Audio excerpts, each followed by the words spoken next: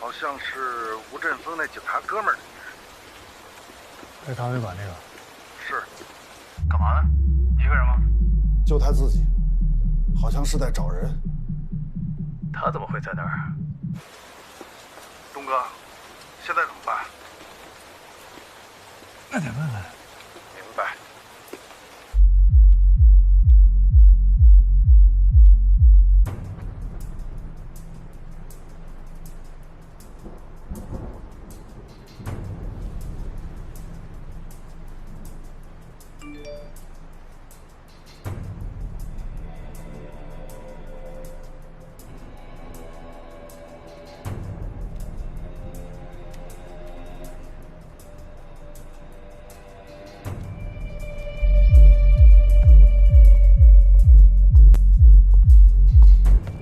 姑娘，哪个房间的？我找人。找谁呀？这儿我熟啊。不用了。姑娘，你慌什么呀？别以为我不知道你是谁。你男朋友是禁毒大队的吧？让开！你让开！让开！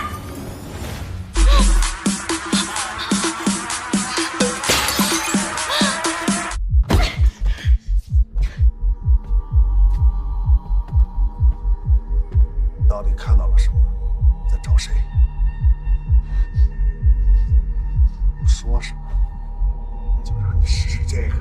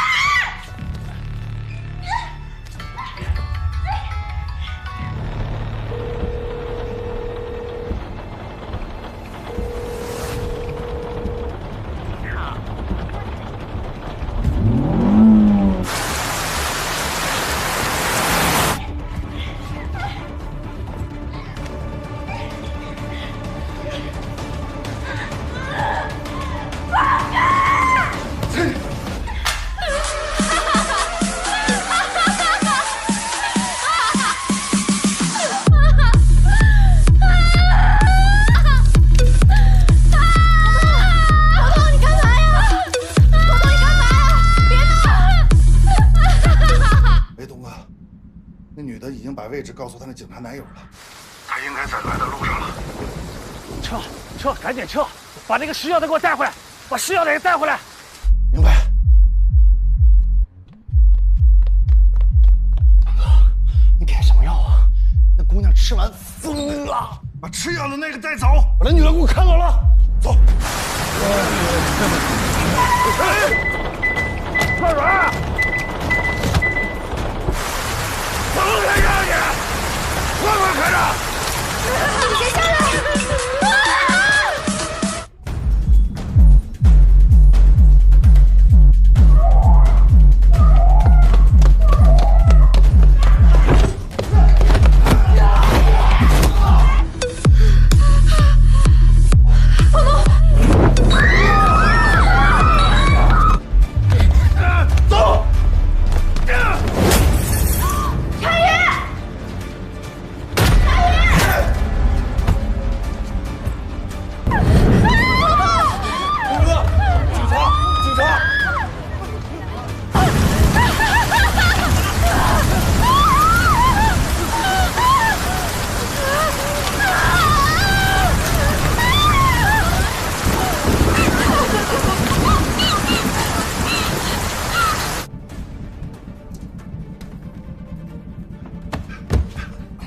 知道该怎么说吗？知道。药从哪儿来的？药是从咱哪儿来的？记住了。东哥，出事了！石阳那姑娘把飞机点着了，快跑啊！快跑啊！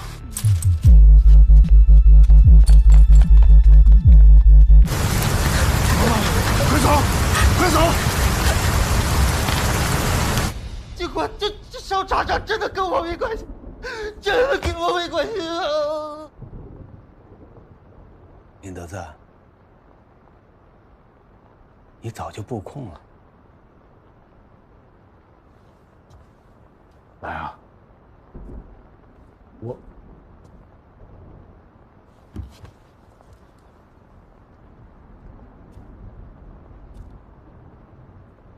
的茶厂被烧了，你早就布控了。大伯，那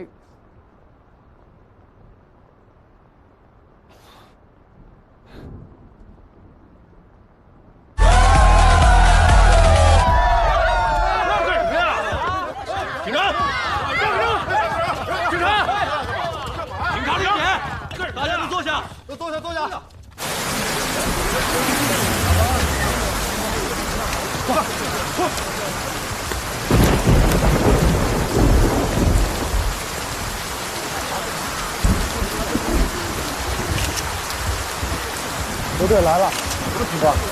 接到报案，我们马同事过来了。从死者的随身物品和现场发现了马骨和疑似毒品的胶囊，我们怀疑是涉毒，所以联系了你。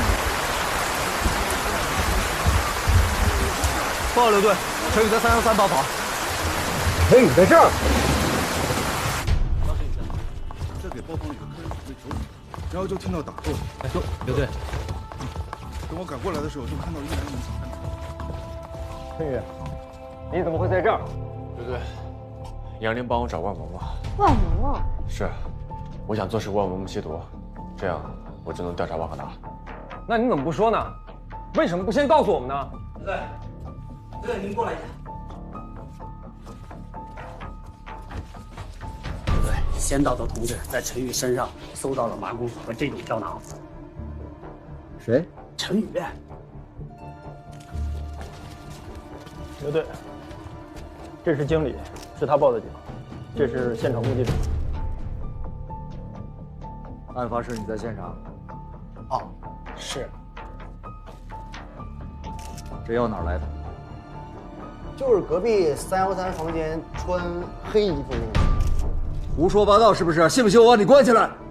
我亲眼看见的。我知道他是个警察，他说他家里还有。不信你们去搜啊。这药你吃了吗？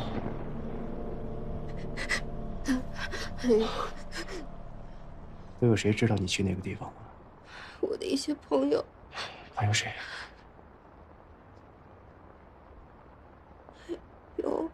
有吴振峰的警察哥们儿。你说谁？吴振峰的那个警察哥们儿，你确定？我不确定，我只是听到蛮子他们说的。如果警察问起你一定咬死了，你就是去玩的，不能给警察留下任何的破绽，否则他们一定会沿着你这条线查到你父亲或者我这儿的，明白吗？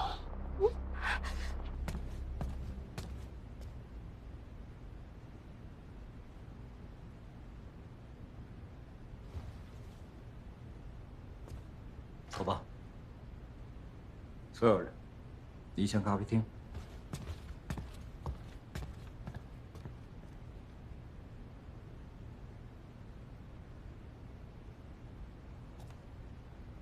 把这蒋一哲带看守所去。是。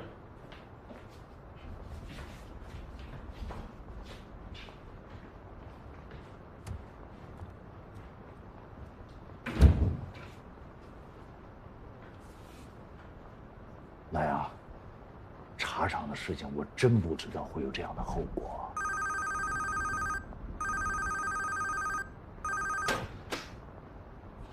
喂，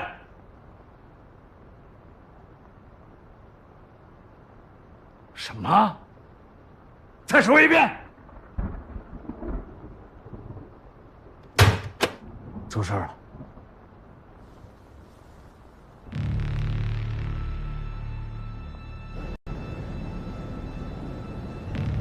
鉴于现在云巅酒吧的这个案子还在查，鉴于陈宇擅自进入了万里通公司，所以现在宣布，从今天开始，陈宇，为了避嫌，这个案子你暂时别跟了。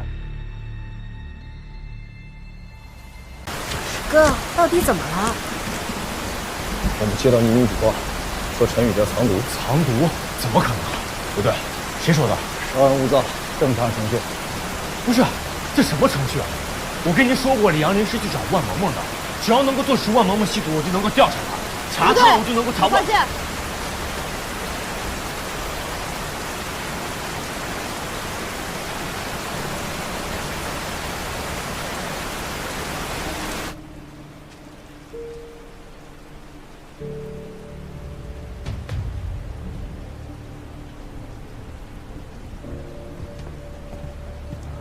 3年了，陈宇，你可真够用心了。咱先回去聊聊。安然调一下会议监控，通知杨毅调一下云天酒吧监控。玲玲，玲玲，玲玲，你没事吧？啊，玲姐，没事吧，孩子？来了啊？怎么回事？哪受伤了？放心吧，我真的没事。真的没事。在陈宇房间搜到了。你怎么去那种地方？杨叔，你为什么让玲玲去那种地方？完成。那里有多危险，你知道吗？对不起，杨叔，都是我的错。爸，是我自己想去的，跟陈宇没有关系。老杨，等我们回去查清楚。玲玲，你先休息。你跟我回队里。我先回队里。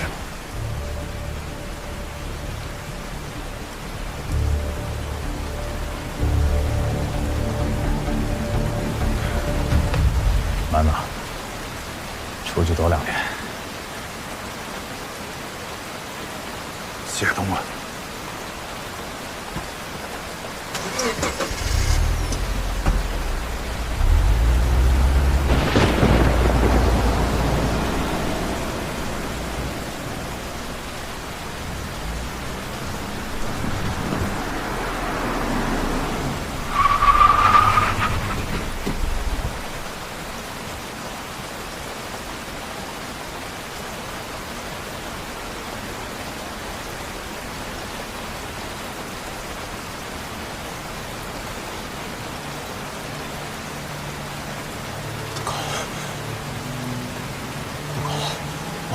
我把萌萌藏起来了，东哥，我嘱咐过萌萌，她什么都不会说的，她什么都不会说的啊！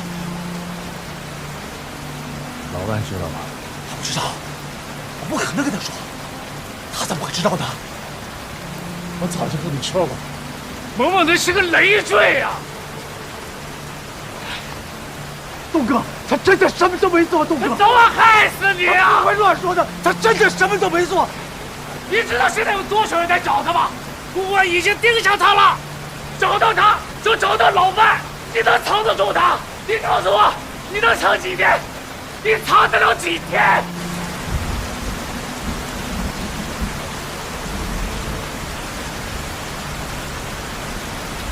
陈宇，关于在你那搜到毒品的事，我对你从未有过半点怀疑。但是今天晚的事情，你必须给我说清楚。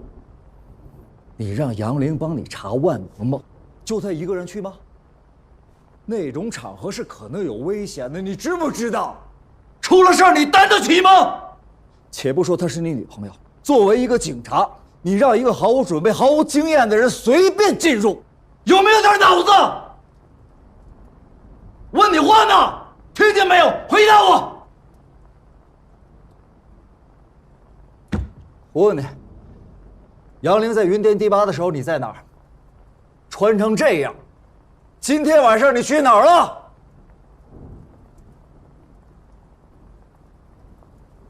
刘队，我错了。陈宇，服从命令，听指挥，这件事对你来说就那么难吗？我愿意承担所有责任，但我也一定要把这件事情查清楚。承担得了吗？你知不知道今晚的事情有多严重？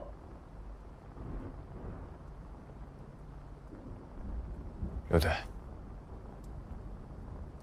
我要见邻居，单独见。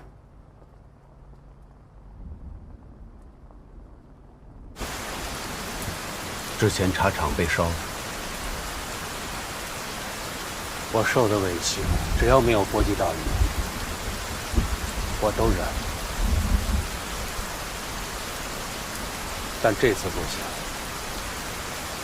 明天我去找林德赞，让陈宇从这儿搬走。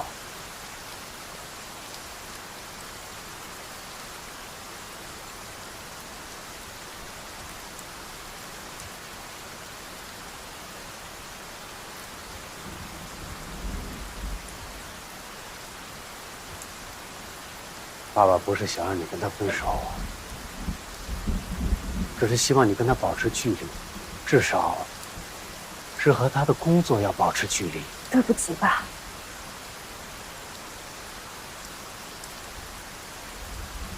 不让你担心了。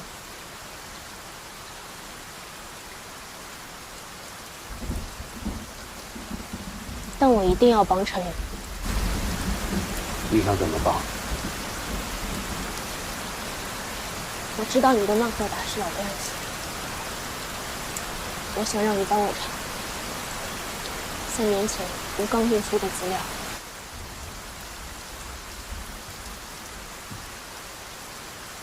你知道你说的是什么吗？你不怕像我当年一样，为了帮他们，最后付出了连自己都承受不了的代价吗？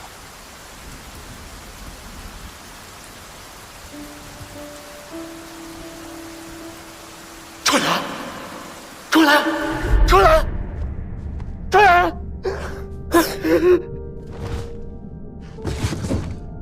玲玲，玲玲，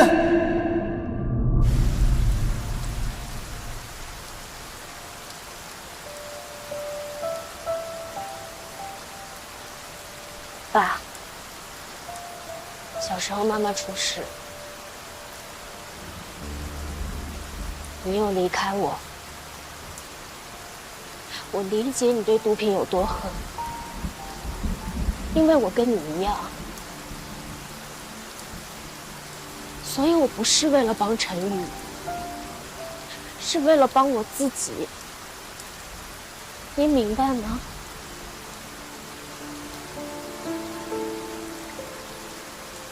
对不起啊，玲玲。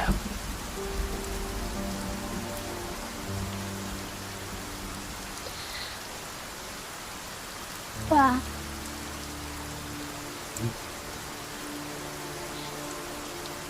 你这次再回来，其实我一直不知道怎么走近你，我真的很害怕再失去你一次。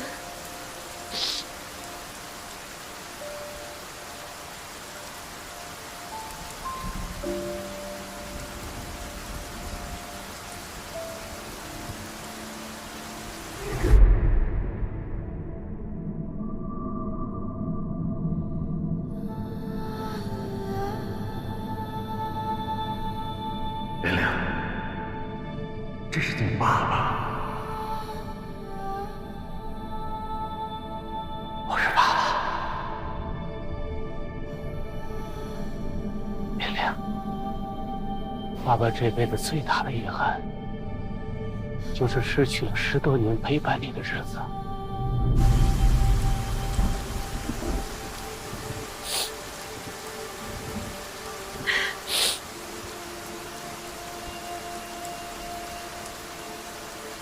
爸，今天把这些话说开，我就不再逃避。那你愿不愿意陪我一起去面对这些？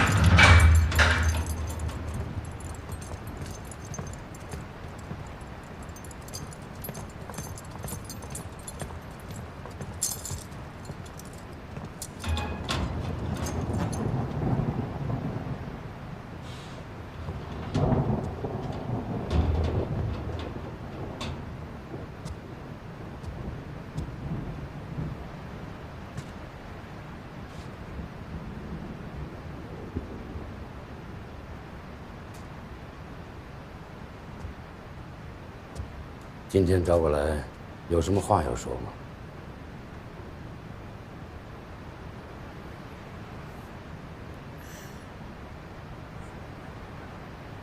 那天我走货之前，我跟他们一起在烧香嘛。我看着我面前那炷香一点一点变短的时候，我脑海中想过无数种可能。我觉得我自己已经做好了所有的准备。可是到了那个地方以后，我才发现，我想的太简单了。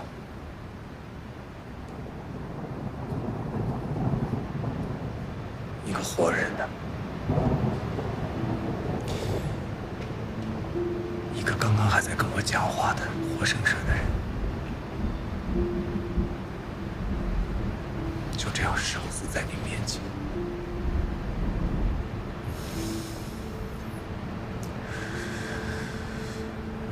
那一个个毒贩，就这么肆无忌惮地摧毁着我眼前的所有。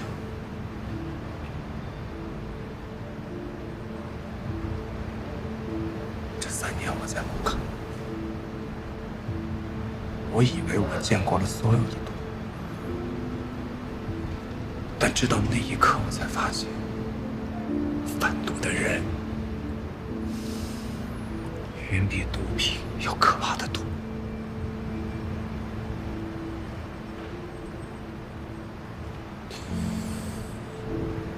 所以我在想，我爸爸，他当年是不是也经历过我现在经历过的一切？他也看过我看过的一切，他也经历着我现在经历的痛苦。绝望，所以他才会去找你们的吗？对吗？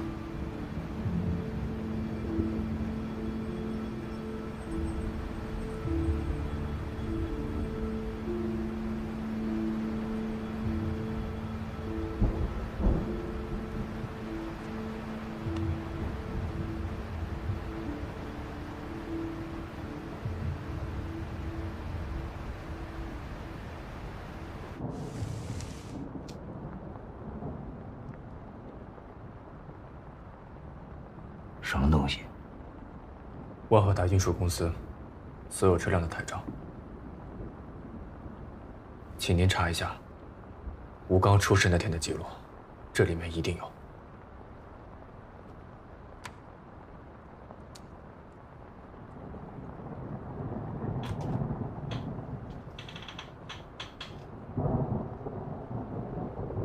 你先告诉我，这张光盘怎么拿到的？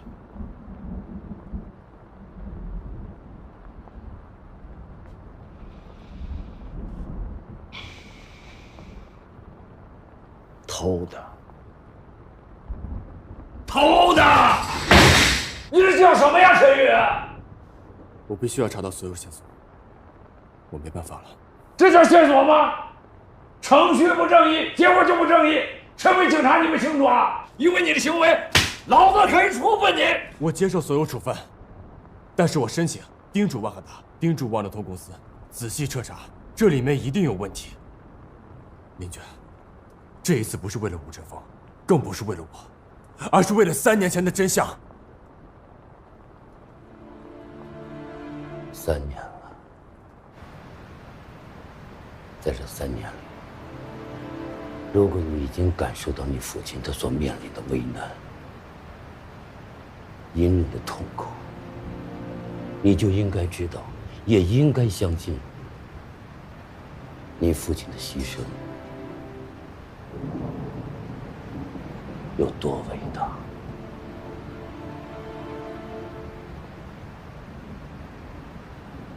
也许他从未想过这么做的意义，也许也只是别无选择。当他打通我第一个电话的那一刻起，他就已经拯救了千千万万可能被毒品危害的人，对吗？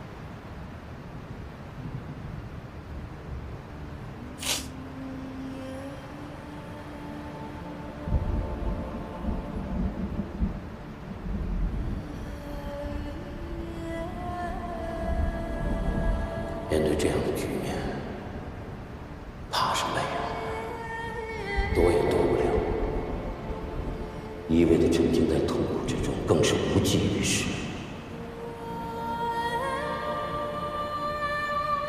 我干了一辈子警察了，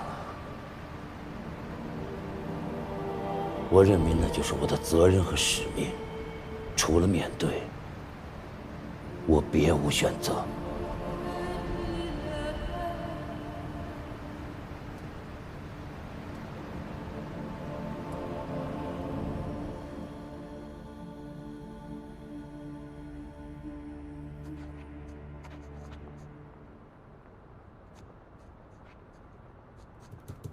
把这个放大一点，放大。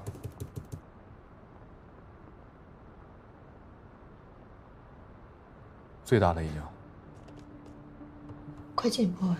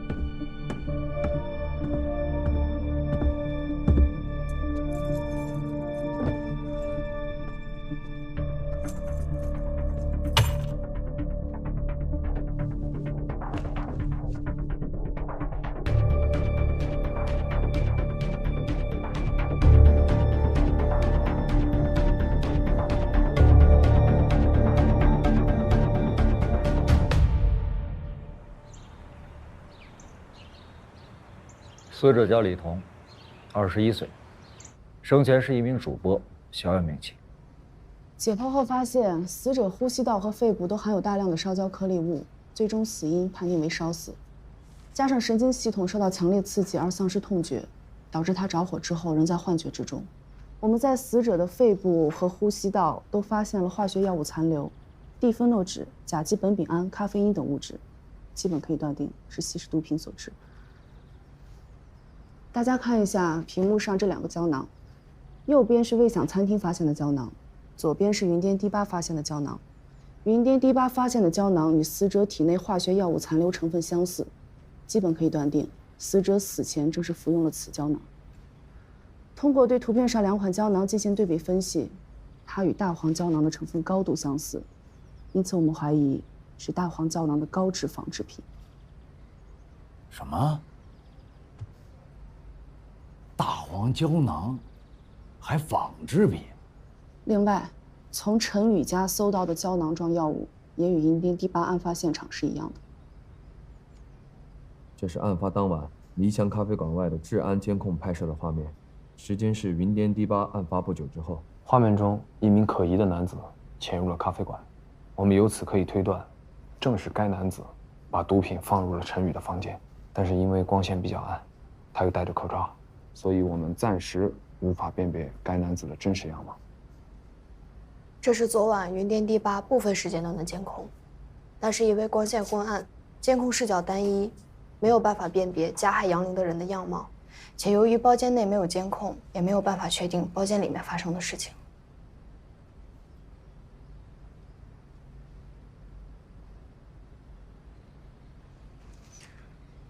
刘队，林局，监控显示，死者生前与万萌萌共同进入一个包厢，案发后，万萌萌也惊慌失措地逃离了现场。我认为当务之急是找到万萌萌，并且深入调查他的社会关系。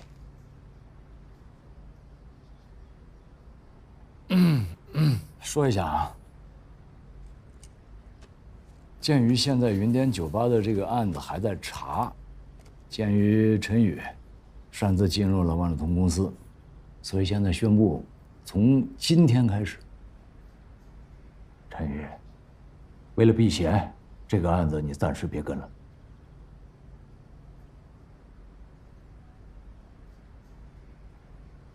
说明一点，每天还是按时要到队里来上班的，清楚吗？明白。林局，那我什么时候恢复工作？找到证据，把这个案件查清楚，再说你的事情。是。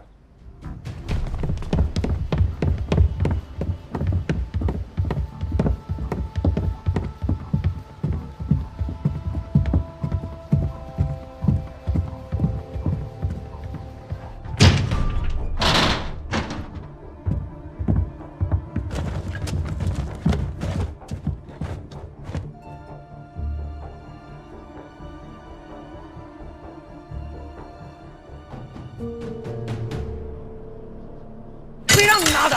我还没做好呢。大黄胶囊重要的配比是配比，你想过没有？货剩的不多了，所以我想早点试试。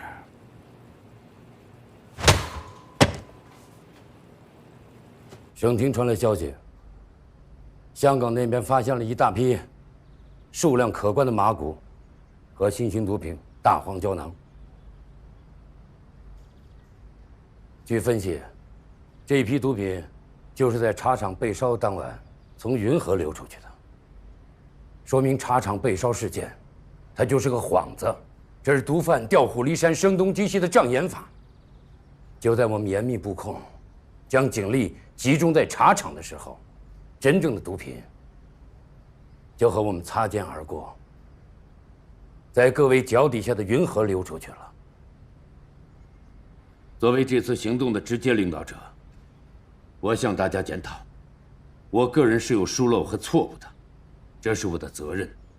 但真正的毒品还是从云河流出，竟然没有一个人预先察觉，各位也应该反思。现在又发现了大黄胶囊仿制品，大家都想想，这是怎么了？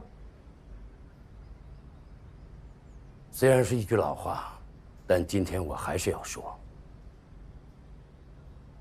在座的各位，对得起你们身上的警服吗？对得起头顶上的警徽吗？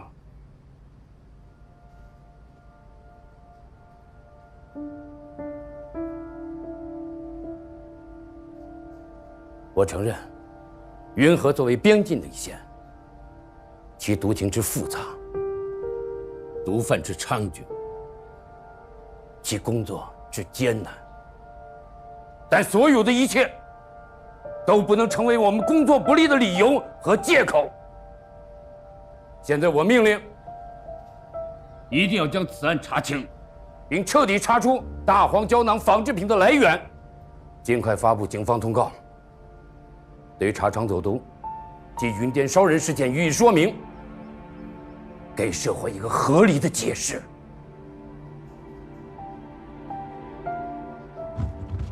报告，我有责任，我会尽快的组织大家侦破此案，给上级组织，给群众一个交代。报告，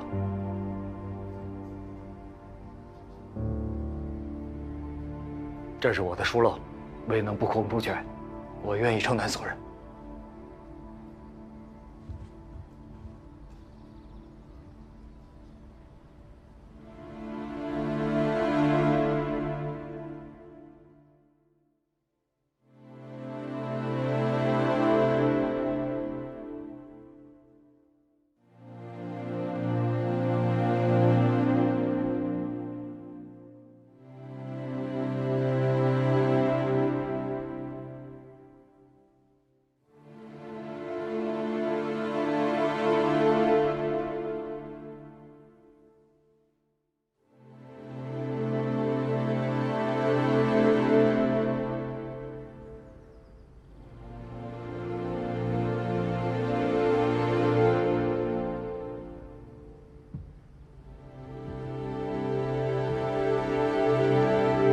我现在不想看到任何愧疚，或由谁来承担所谓的责任。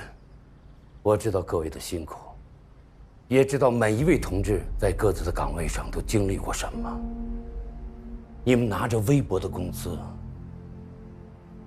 在如此复杂的一线，要面对诱惑，面对家人的不解，面对无常而又复杂的局面，甚至面对生死。但我没有看到你们的退缩和畏惧，我看到的是，你们在加倍的工作，忍受着更多的痛苦与委屈。你们有坚定的决心和意志，因为我坚信，在你们的心里，早已将这份事业视作你们的生命。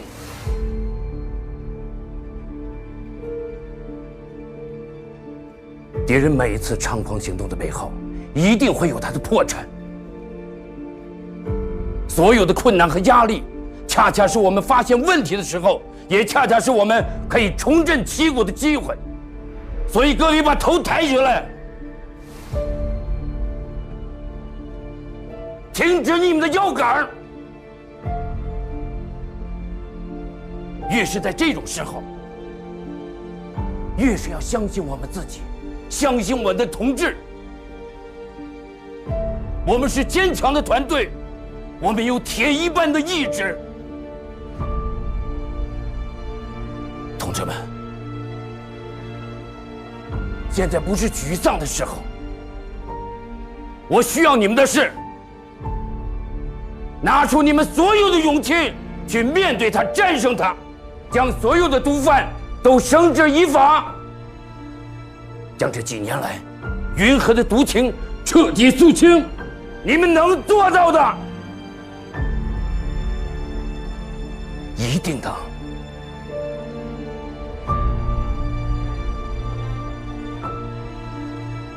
是吗？是。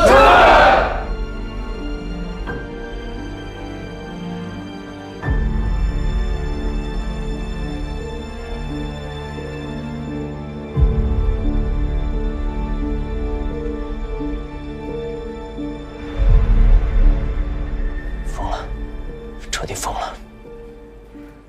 警察迟早会查到这儿的，迟早会查到这儿的。我不干了。这事我不干了。你不要害怕，全云河，只有我知道你干这个。我不说，你就没事儿。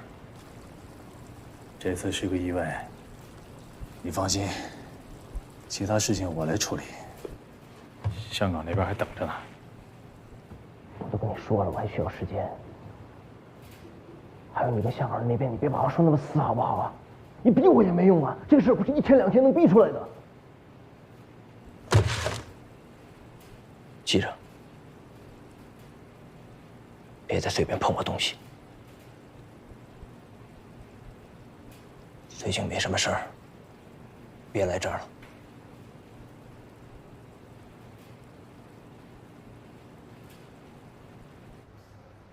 散会。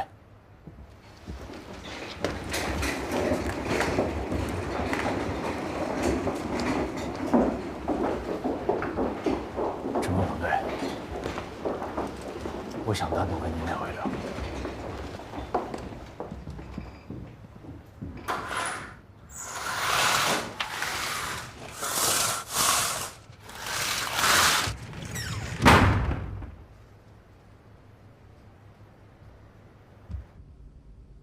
陈副总队，刚才您说的每一句话，都戳在我的心上。我的工作有失误，我不回避，我真诚地请求组织上处分我，请求组织上重新考虑云河县公安局长的人选。我希望云河的禁毒工作能焕然一些。我也想请求组织上不要把我调离云河，可以吗？我曾经问过你，为什么守着云河不走？我希望我能听到一个真实的答案。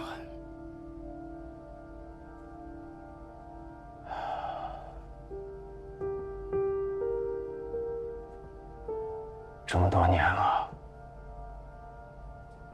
哪一天我不想把云河的犯罪组织全部铲除？哪一天我不是想着将这些贩毒分子一一法办？但是在这个位置上3年了，没做到。龚队身上受了枪伤，到现在还说不了话。凯华因为被艾滋病毒贩咬伤，现在还成不了家。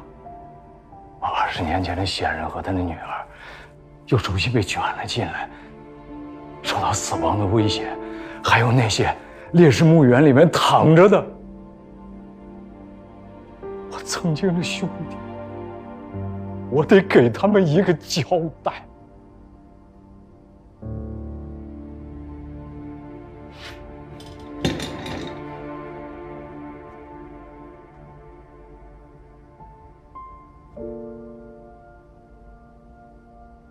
我连他没能做到。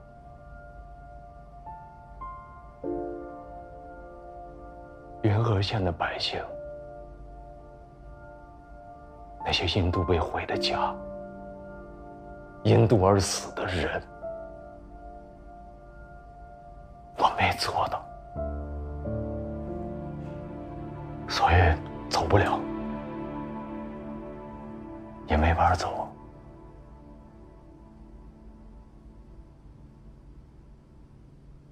报告。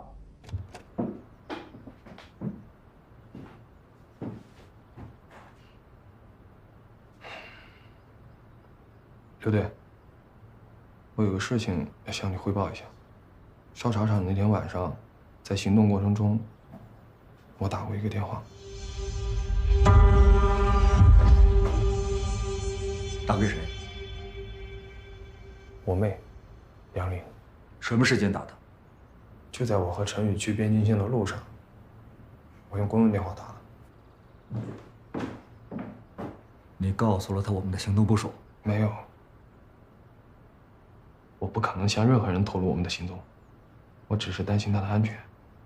我让他晚上不要回茶厂了，多余的话我一个字都没说。刘队，对不起，我犯纪律了，我请求处分。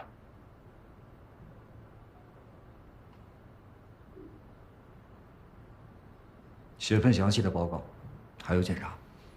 是。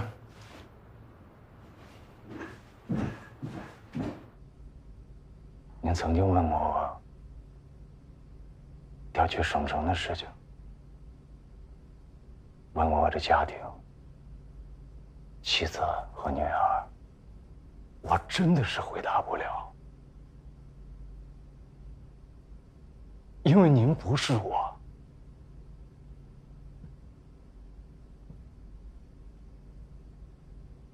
这些年，我已经习惯了。不理解就不理解吧，也许以后会理解。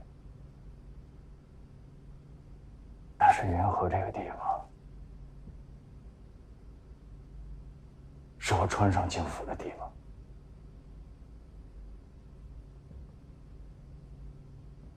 30多年了，我不想在脱下这身警服的时候，它是一个逗号，我希望它是一个句号。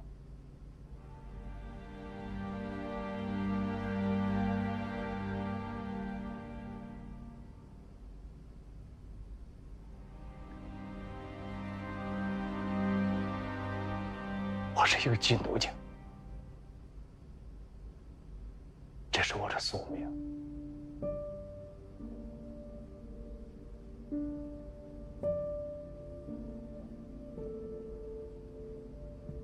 我理解你，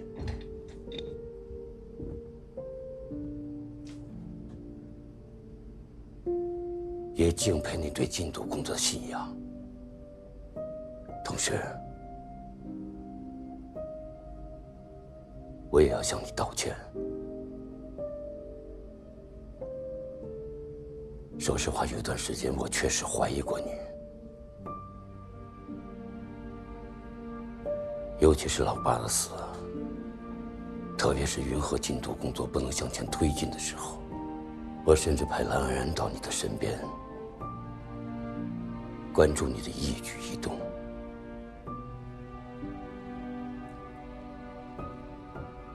我希望你能够理解我。您说过，在云河这种地方禁毒，不能多保持一份怀疑，就是失职。我理解。从今天起，我不会再犹豫你作为一个公安战士的信念，也希望你能够毫无保留地信任我，可以吗？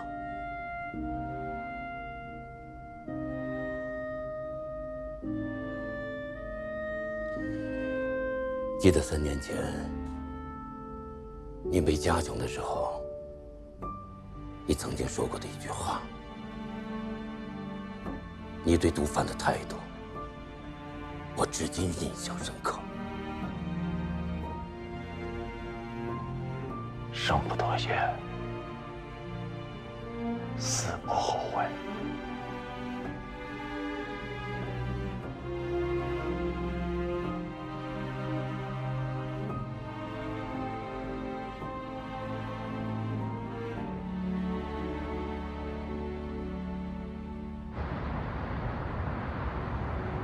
吴振峰，这是关于你父亲的3年前的吴刚案相关的案情资料。你的父亲吴刚因检举揭发毒贩李林凡，被报复杀害。由于事发在境外，我们掌握的信息很有限。这些年，通过我们仔细排查掌握到，2016年8月28日，你父亲的吴氏余杭租用了万路通公司的一辆卡车，运送玉石。他手下的员工何家树被人用重金买通，偷偷的将10公斤海洛因藏匿在了货物当中。卡车司机并没有按照正常的线路行驶，而是将车悄悄地驶进了瓦林镇一条偏僻的小路，与事先埋伏在那里的毒贩毒三一起杀害了你的父亲，并且伪造了黑车黑的现场。卡车司机王义辉现居住在云河，我们有证据证明他和 K 集团关系密切。基于以上我们的调查结果，现在我代表云河县公安局向你宣布，你的父亲吴刚是被栽赃的。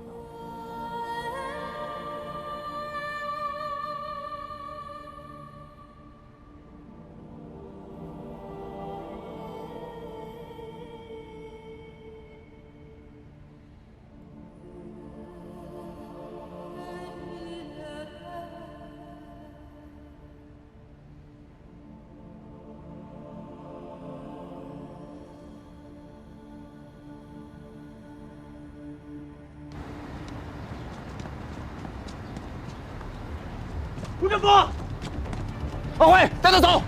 什么？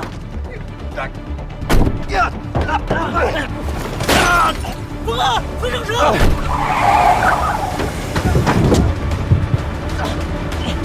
吴振峰，下车！